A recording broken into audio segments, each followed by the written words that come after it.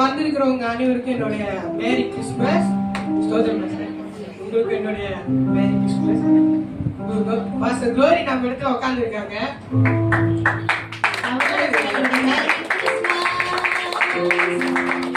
Pastor எப்போ சொல்லுவார் ஞாபகம் இருக்கா? யாருக்கு ஞாபகம் இருக்கு? பாஸ்டர் ஒரு வார்த்தை சொல்லுவாரு நமக்கு. இல்லைங்க, அவர் நிறைய தான் சொல்லியிருக்காரு, நம்ம சொல்லணுமா இல்லையா? அவர் சொல்லியிருக்காரு நம்ம 4 பேருக்கு கை தட்டினாதான் நமக்கு 4 பேர் கை தட்டுவாங்க.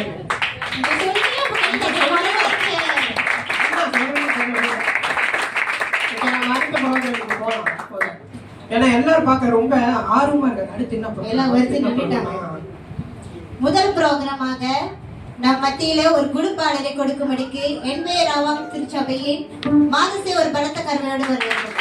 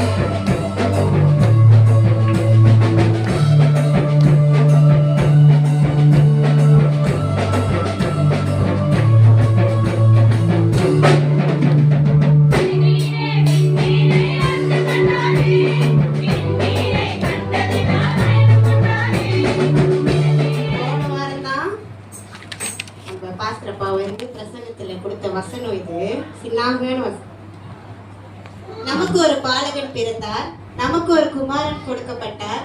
இந்த வசனம் எந்த அதிகாரத்தில் இருக்கிறது? இவங்களுக்கு எனக்கு ரொம்ப புரியாது, படிக்கிறேன்.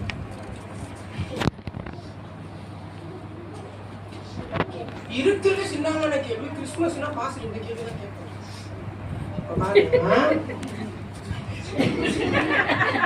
சாஸ்திரிகள் கொடுத்த காணிக்கை பொருட்கள்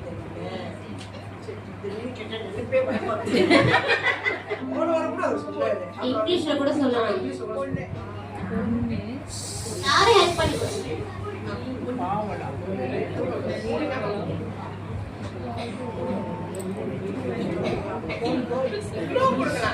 Please can you help me?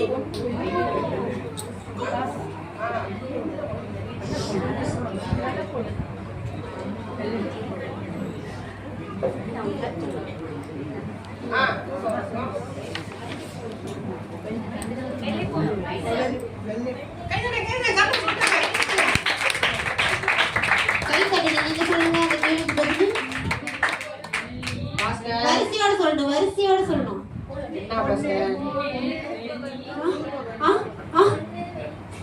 பொண்ணு தூவ வர்க்கம் வெள்ளை போடும். ஓகே, கேட்டுங்க.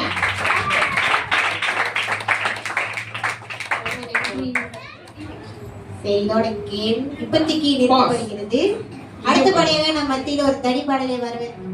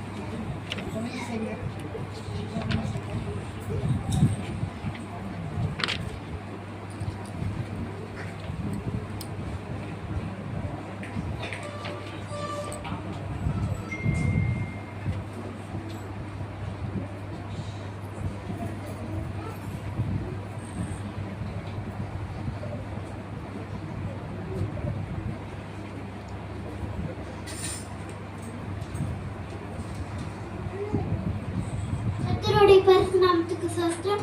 நாங்க இயேசு பிறந்த இடத்துக்கு போறோம். நீங்க வரீங்களா? நீங்களும் வாங்க, நாங்க போலாம். இந்த அருமையான குளிர் நேரத்தில் வாங்க நாம் அனைவரும் நம் ஆண்டவராக இயேசு கிறிஸ்து பிறந்த இடத்திற்கு போவோம். தாவீதின் வம்சத்தனாகிய யோசேப்பு என்கிற நாமமுள்ள புருஷனுக்கு நியமிக்கப்பட்டிருந்த ஒரு கண்ணகியின் இடத்திற்கு தேவனாலே அனுப்பப்பட்டான். அந்த கண்ணகியின் பெயர் மரியாள். அவள் இருந்த வீட்டில் தேவதூதன் பிரவேசித்து, கிருபை பெற்றவளே வாழ்க, கர்த்தர் உன்னுடனே இருக்கிறார், ஸ்திரீகளுக்குள்ளே நீ ஆசீர்வதிக்கப்பட்டவள் என்றான். அவளோ அவனை கண்டு அவன் வார்த்தையினால் கலங்கி இந்த வாழ்த்துதல் எப்படிப்பட்டதோ என்று சிந்தித்துக் கொண்டிருந்தாள். தேவதூதன் அவளை நோக்கி, மரியாளே, பயப்படாதே, நீ தேவனிடத்தில் கிருபை பெற்றாய். இதோ நீ கர்ப்பவதியாகி ஒரு குமாரனை பெறுவாய், அவருக்கு இயேசு என்று பெயரிடுவாயாக. அதற்கு மரியாள் தேவதூதனை நோக்கி, இது எப்படி ஆகும், புருஷனே அறியேனே என்றார்.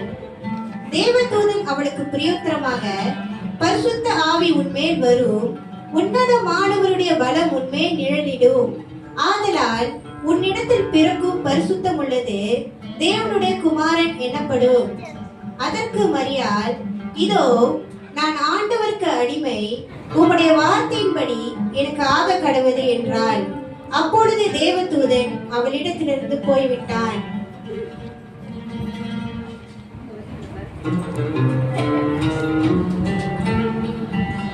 மரியாள் யோசேப்புக்கு நியமிக்கப்பட்டிருக்கையில் அவர்கள் கூடி வரும் முன்னே அவள் பரிசுத்த ஆவியினாலே கர்ப்பவதியானாள் என்று காணப்பட்டது. அவள் புருஷனாகிய யோசேப்பு நீதிமானாய் இருந்து அவளை அவமானப்படுத்த மனதில்லாமல் ரகசியமாய் அவளை தள்ளிவிட யோசனையாய் இருந்தான். அவன் இப்படி சிந்தித்துக் கொண்டிருக்கையில் கர்த்தருடைய தூதன் சொப்பனத்தில் அவனுக்கு காணப்பட்டு, தாவீதின் குமாரனாகிய யோசேப்பே, உன் மனைவியாக மரியாதை சேர்த்து கொள்ள ஐயப்படாதே. அவளிடத்தில் உற்பத்தியாய் இருக்கிறது பரிசுத்த ஆவியினால் உண்டானது. அவள் ஒரு குமாரனை பெறுவாள், அவருக்கு இயேசு என்று பெயரிடுவாயாக. ஏனெனில் அவர் தமது ஜனங்களின் பாவங்களை நீக்கி அவர்களை ரட்சிப்பார் என்றான். யோசேப்பு நித்திரை தெளிந்து எழுந்து கர்த்தருடைய தூதன் தனக்கு கட்டளையிட்டபடியே தன் மனைவியை சேர்ந்து கொண்டான். அப்பொழுது அந்த நாட்டிலே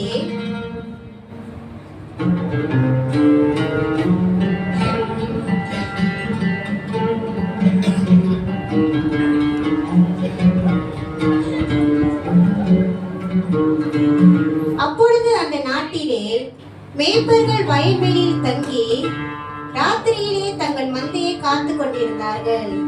அவ்வேளையில் கர்த்தருடைய தூதன் அவர்களிடத்தில் வந்து நின்றான்.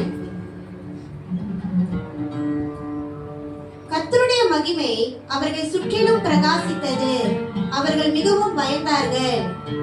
தேவதூதன் அவர்களை நோக்கி, பயப்படாதீர்கள், இதோ எல்லா ஜனத்துக்கும் மிகுந்த சந்தோஷத்தை உண்டாக்கும் நற்செய்தியை உங்களுக்கு அறிவிக்கிறேன். இன்று கர்த்தராகிய இயேசு கிறிஸ்து எனும் இரட்சகர் உங்களுக்கு தாவீதின் ஊரிலே பிறந்திருக்கிறார். பிள்ளையை துணியில் சுற்றி முன்னணியிலே கிடத்திருக்க காண்பீர்கள். இதுவே உங்களுக்கு அடையாளம் என்றான். தேவதூதன் அவர்களை விட்டு பரலோகத்திற்கு போன பின்பு மேய்ப்பர்கள் ஒருவரை ஒருவர் நோக்கி, நாம் பெத்லகேம் ஊருக்கு போய் நடந்ததாக கர்த்தரால் நமக்கு அறிவிக்கப்பட்ட இந்த காரியத்தை பார்ப்போம் வாருங்கள் என்று சொல்லி தீவிரமாய் வந்து மரியாளையும் யோசேப்பையும் முன்னணியிலே கிடைத்திருக்கிற பிள்ளையையும் கண்டார்கள். கண்டு அந்த பிள்ளையை குறித்து தங்களுக்கு சொல்லப்பட்ட சங்கதியை பிரசித்தம் பண்ணினார்கள். மேய்ப்பராலே தங்களுக்கு சொல்லப்பட்டதை கேட்ட யாவரும் அவைகளை குறித்து ஆச்சரியப்பட்டார்கள்.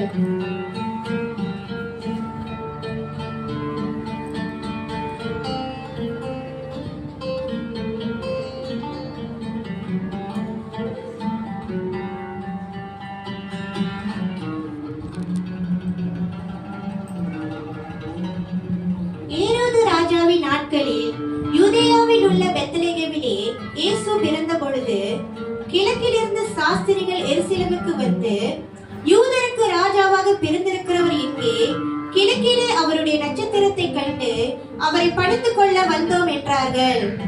ஏரோது ராஜா அதை கேட்ட பொழுது அவனும் அவனோடு கூட எருசலேம் நகரத்தார் அனைவரும் கலங்கினார்கள். அப்பொழுது ஏரோது சாஸ்திரிகளை ரகசியமாய் அழைத்து நட்சத்திரம் காணப்பட்ட காலத்தை குறித்து அவர்களிடத்தில் திட்டமாய் விசாரித்து, நீங்கள் போய் பிள்ளைகளை குறித்து திட்டமாய் விசாரியுங்கள். நீங்கள் அதை கண்ட பின்பு நானும் வந்து அதை படித்துக் கொள்ளும்படிக்கு எனக்கு அறிவுங்கள் என்று சொல்லி அவர்களை பெத்லகேமுக்கு அனுப்பினான்.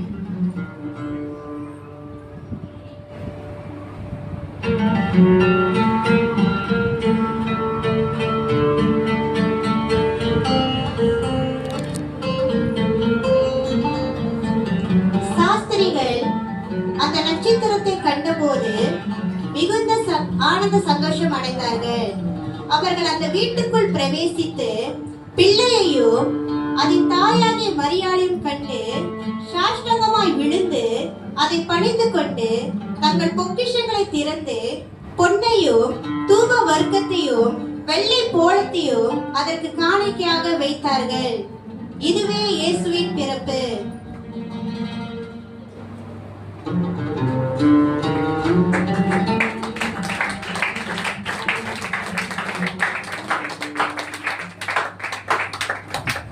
நமக்கு ஒரு பாலகன் பிறந்தார், நமக்கு ஒரு குமாரன் கொடுக்கப்பட்டார். கர்த்தத்துவம் அவர் தோளின் மேல் இருக்கும். அவர் நாமம் அதிசயமானவர், ஆலோசனை கர்த்தா, வல்லமை உள்ள தேவன், நித்திய பிதா, சமாதான பிரபு எனப்படும்.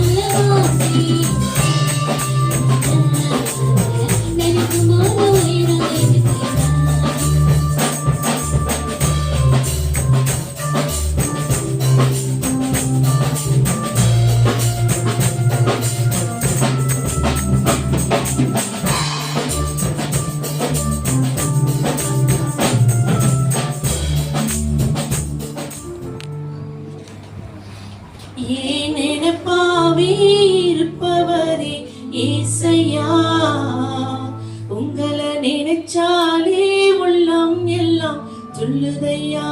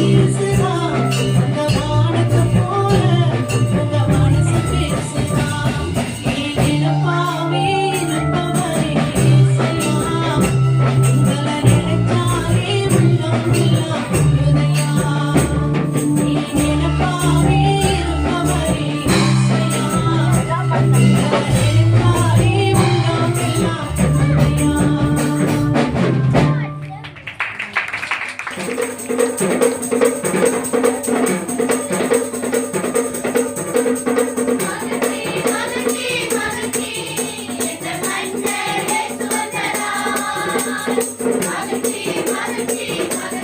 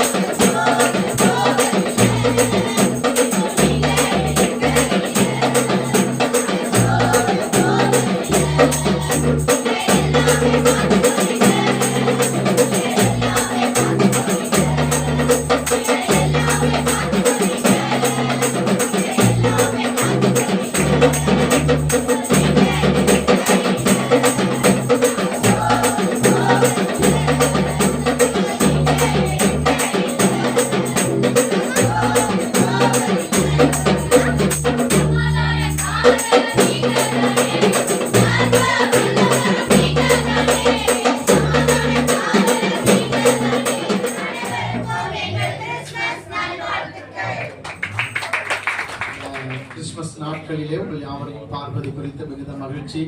கர்த்தர் நம்மோடு கூட இருப்பாராக. அல்லேலூயா. பல நேரம் நிகழ்ச்சிகளை பார்த்தோம், பாடல்களை கண்டுகளிச்சோம், சண்டே ஸ்கூலுடைய டிராமாவை பார்த்தோம்.